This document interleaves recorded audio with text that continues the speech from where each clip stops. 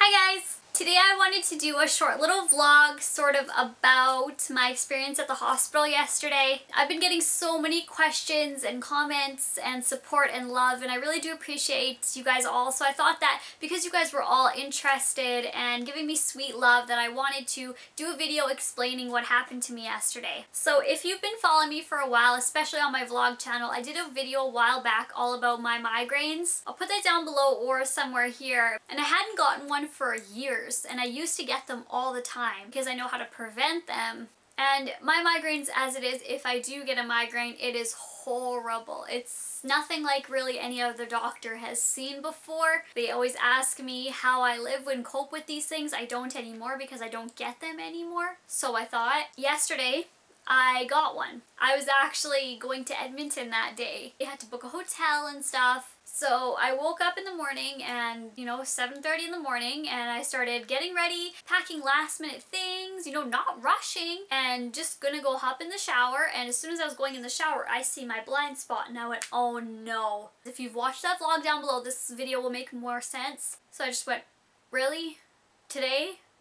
I mean, any day is horrible, but today, what do? Do I cancel the hotel? You can't just cancel your hotel. You have to pay a fee, cancellation fee, and it's $150 or something. Oh my gosh. When my blind spot started fading out, it usually takes around a half an hour for it to fade out, and then that's when your migraine will hit you. Well, mine. Everyone's are different. Everyone's pain is different, so I don't like when people are like, oh yeah, I get those all the time. How would you know, and how would I know what you get, right? But I'm just going off of my experience and what doctors have told me before, and how they've never seen a condition like this, especially with somebody small in stature like me. I'm only 4'9", how they can cope and handle with something that big. I went into my bathroom. As soon as I got up to go to my bathroom, I was throwing up. I couldn't talk, I couldn't do anything, I was frustrated, and I just went downstairs and I said to my brother, you're gonna have to drive me to the hospital. I've never been to hospitalized for a migraine because even though my migraines are really, really bad, I can cope with them. I can deal with them.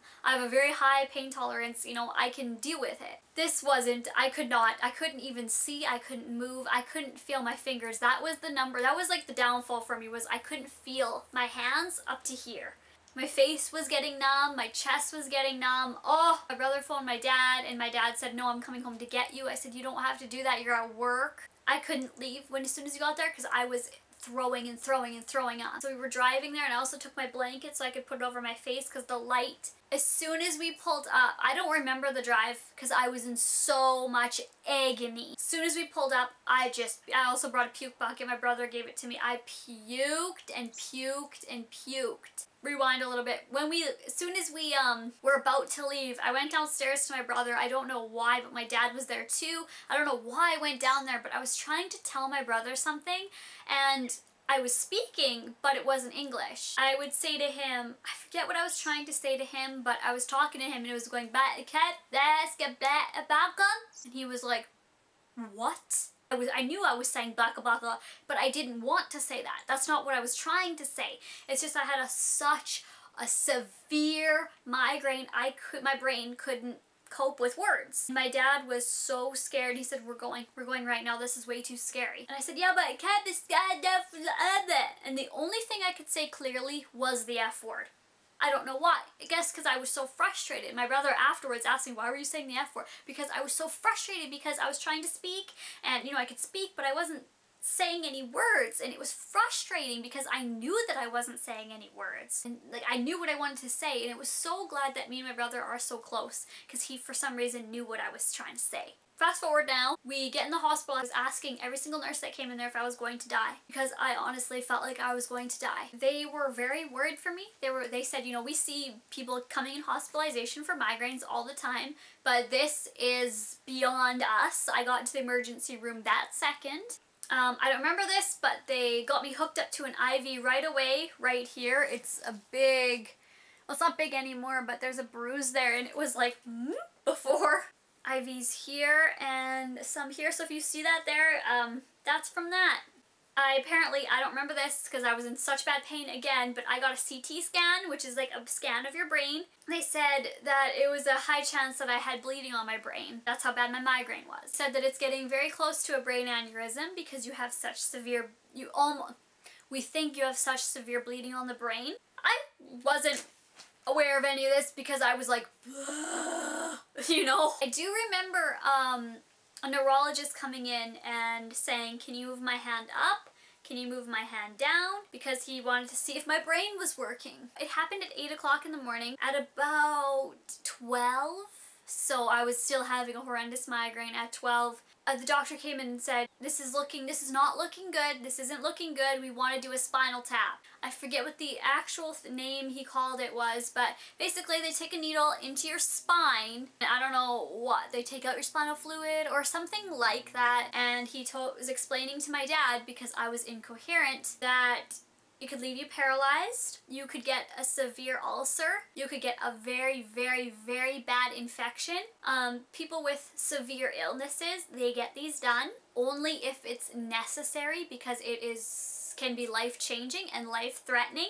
The 100% rule out if you have bleeding on your brain is through the spinal tap. So my dad said, why don't we just wait maybe like 2 hours, because her migraines usually last about 4 to 6 hours. You know, it's been a long time, so why don't we just wait a little longer, and if nothing looks up, then we'll do that. They started pumping me through full of painkillers. Morphine and 2 other ones, I don't know what they are because I've never been on a painkiller.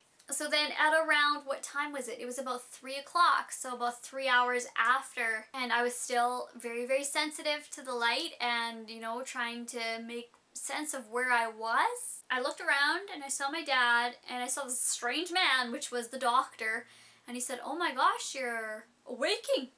I'm in pain.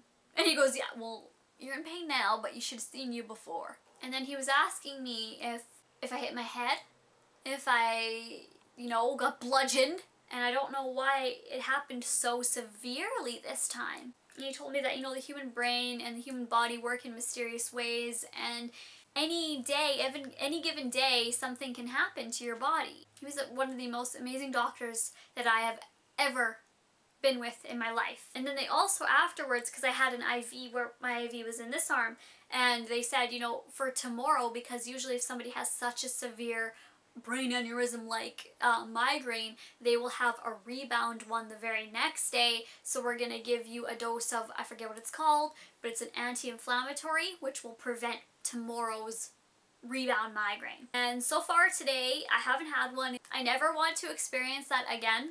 I've experienced migraines and horrible migraines in the past. This was off the charts, and this was unlike anything I've ever... Oh my god. I don't wish that on anybody. Also, my brother said he wished he would have videotaped it, me trying to talk, because I was like blah blah blah, but you know, it wasn't funny then, but I guess it is kind of funny now. So that was my story. I know you guys really wanted to hear it, and I know that I haven't done a Barbie video diary in some time, so I thought this was perfect timing for me to do one. And thank you guys for watching and for understanding, and yes, I am totally fine now, totally 1000% back to normal. So thank you guys so much for your love and support, and I love you guys more than you'll know. Thank you guys for watching. Bye guys!